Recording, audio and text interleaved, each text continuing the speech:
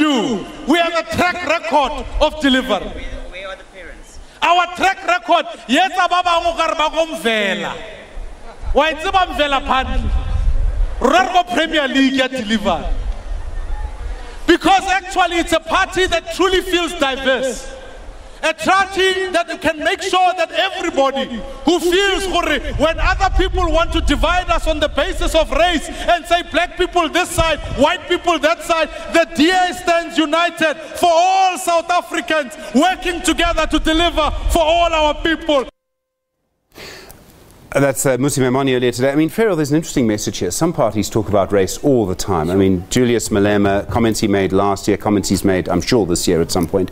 The DA is trying to appeal to everyone. Do you think this is going to land well? One South Africa for all, that is its campaign charge.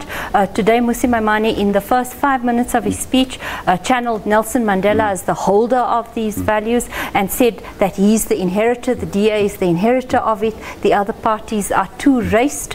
I was interested that the stadium didn't reflect that at all. I mean, we walked around a lot, and if the numbers of all South Africans were minimal, maybe there isn't a culture of going to political rallies, maybe it's different in constituency meetings, but that is their core stance, that we believe in non-racialism, we contain the value.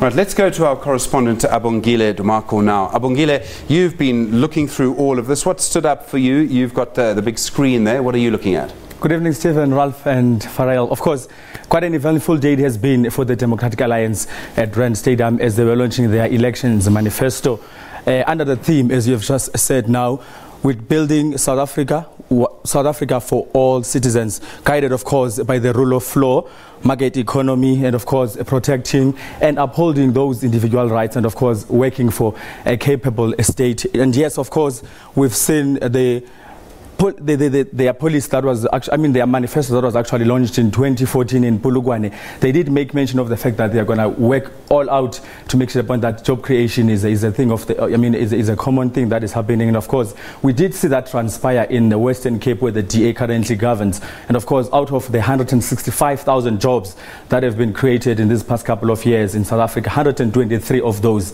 are from the Western Cape, which comprises of about 75% of those jobs. And of course, my man is saying, going on to say that even here in the Joburg Metro in Tshwane, they are proud to say that about 100,000 jobs have been created under the leadership of Mayor Herman Mashaba. And of course, the Democratic Alliance saying that they want to stimulate economy in the country, to actually make it a point that the investors have certainty as to whether or not that the soil is actually fertile for them to come and actually invest into the country. They want to actually make it easier for foreign skilled workers to come and attain visas into South Africa so that they can, of course, expand those skills here in the country. And of course, some of other points that came through, which we've been talking about again, Stephen, the fact that the DA rejects the change or the amendment of the Section 25 of the Constitution. They just believe that there should be private property rights that they're saying they will guarantee. And of course, they reiterate their point here, saying that rejection of expropriation without compensation in their lifetime. Those are some of the points that I thought, let me just highlight for you tonight here on the show.